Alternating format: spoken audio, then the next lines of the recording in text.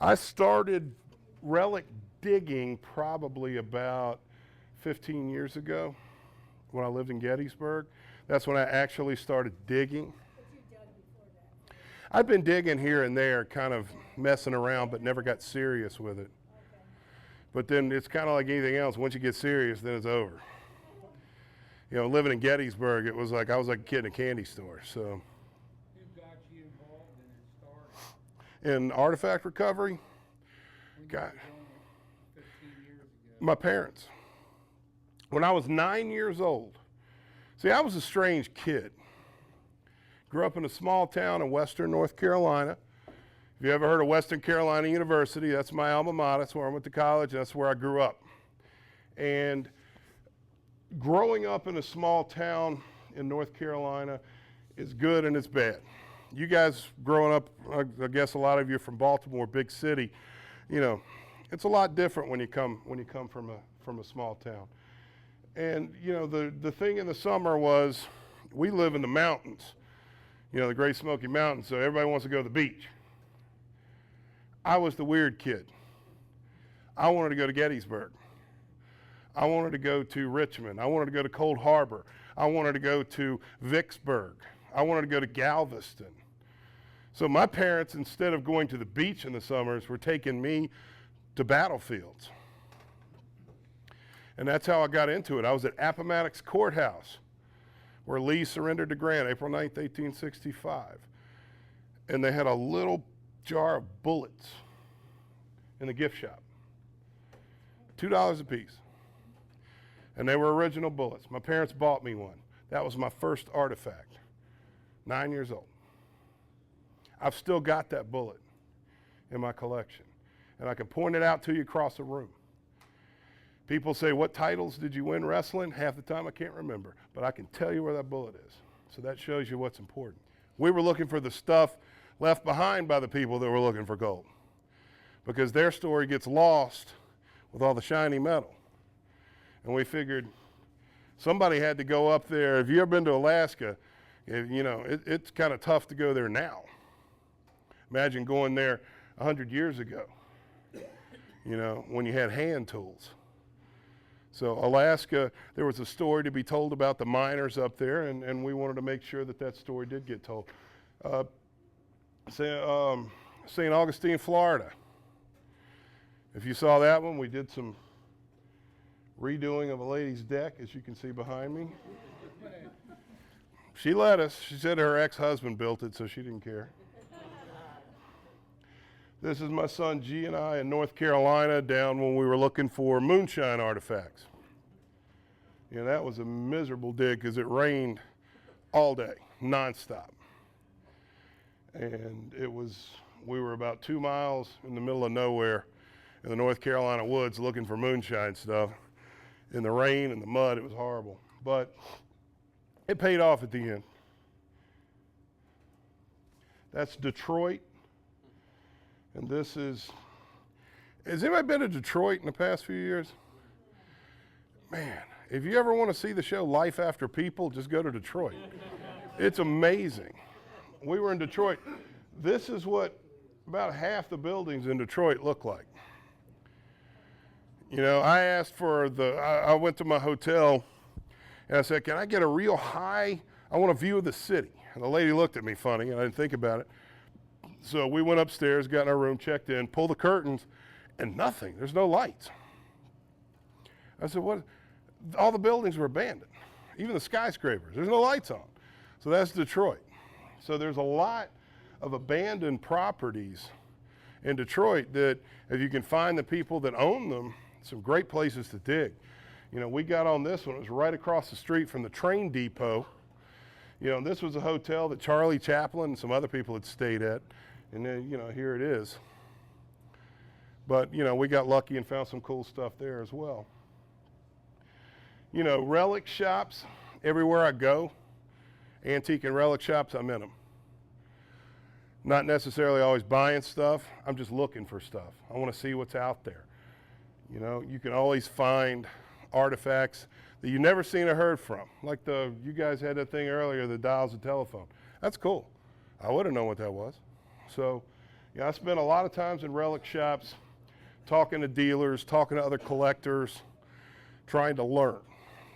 You know, to me, it's anybody that thinks they know everything there is to know about what they're doing. It's an arrogant mind frame. You got to always be willing to learn from others. All right. Well, I guess they chopped my head off there. Everybody has causes, you know, charitable causes that they believe in. My wife and I have one that's really important, especially to her. Are you all familiar with Lyme's disease? I call it digger's disease because as diggers, we go out, this is digging season, you know, because we go out in the fall, we go out in the spring. We even shut down some in the summer because there's no sense in 100 degrees, you know, taking my crew out. So my wife has had Lyme's disease, tick bite, South Jersey, wrecked her. So always be careful whenever you're out in the woods.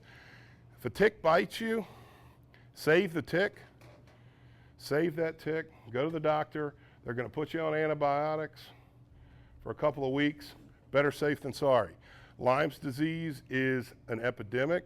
There is chronic Lyme's disease, which my wife has, that she's going to be on antibiotics for the rest of her life. And we went to a congressional hearing. This is Congressman Chris Smith from New Jersey, asked us to come to a hearing they had on Lyme's disease a few months ago in DC, because chronic Lyme's right now, doctors are being booted out of the practice for prescribing antibiotics too long to people that need them. So Lyme's disease is real, and I know you guys are getting out and you're getting in the grass and the tall grass, check yourself for ticks. You know, Lyme's disease is no joke. So we do a lot of work with Lyme's disease nationally. We work with patients advocates groups, and we're going to be, Rita's going to be wearing some jewelry on the show this year that will be available for purchase, and part of the purchase price of the jewelry will be going to researching and trying to help lobby for better laws on Lyme's disease so that patients can get the care that they need. All right. That's a strange one too, right? How many rockers we got out here? Anybody know who Warren is? Firehouse? You ever heard of Ron Keel and Keel? See the shirts they're wearing?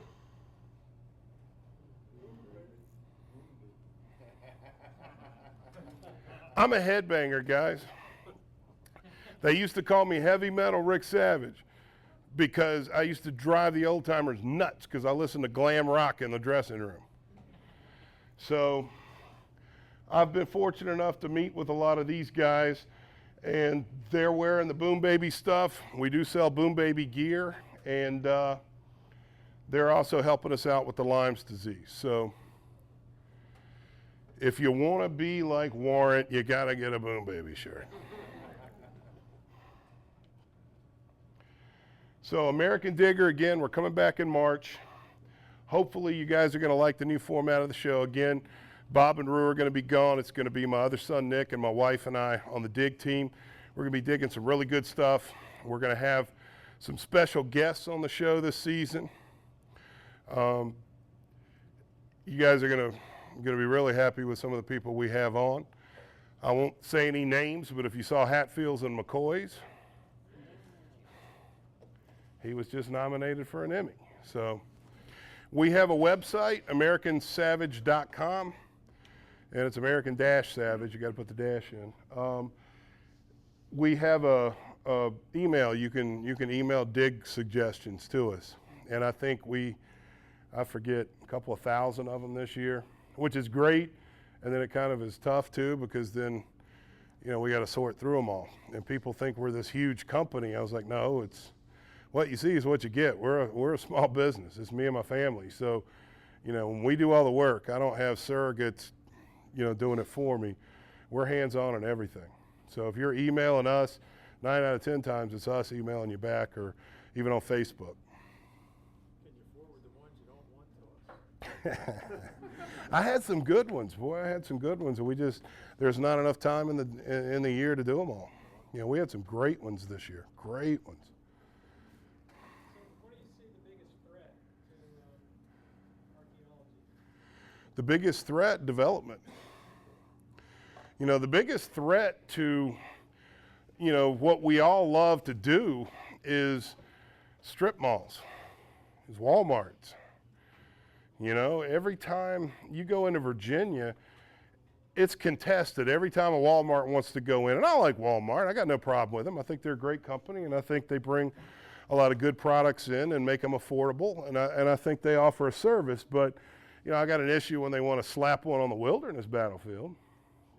You know, hey, you know, respect history. So I think that's our biggest threat. You know, I'm sure you guys do the same thing that I do. I see somebody starting a construction project in an area I know that was historical, I'm in there. You know, we do it in Mechanicsville. People used to drive by and wave at us. We were digging where they're putting in a Ford dealership because I wanted to get in there, because you know how it goes. If you get in there right when they first go in and clear everything off, you're golden. But if you wait too long, the bulldozers will take too much of that topsoil off and they eat up a lot of the artifacts. So, you know, that's our biggest threat is development, and there's really nothing you can do to stop it. The movie, The Gangs of New York, it's a 5 points there. Originally was, I understand, it was a lake there, and it became very polluted, and so they used it as a dumping. Have you ever given any thought about doing any digging in the 5 points area? No, I haven't. New York is a tough place to dig just because of logistically getting around. I mean, Brooklyn, we did that outhouse dig in Brooklyn. It was awful, just trying to maneuver around in Brooklyn. And then, you know, no offense to anybody here that might be from New York, but boy, I tell you, New Yorkers are tough to deal with. They can be fun. I didn't have to worry about, you know, where I stood with them, but, you know, they're not used to having people say, hey, do you mind if I take a concrete saw and hack up your parking lot to dig an outhouse site from 100 years ago? So, in every area you go in, you know, like St. Augustine had some really, really harsh rules about artifact recovery. And there were zones of the area that you could not go into or you were going to go to jail. And trust me, they knew ahead of time we were coming, and then they were waiting. They were hoping. Think about going to jail. Yeah, that's the other occupational hazard. So we've learned, you know, my wife and I have learned, not only do we research the property, we research everything about the area. What are the rules? What are the laws? What are the ordinances? Because you got to know that stuff too. Because just because you got the place to dig and it's private property doesn't mean that you're not in some kind of strange historical area that you can get yourself in trouble with.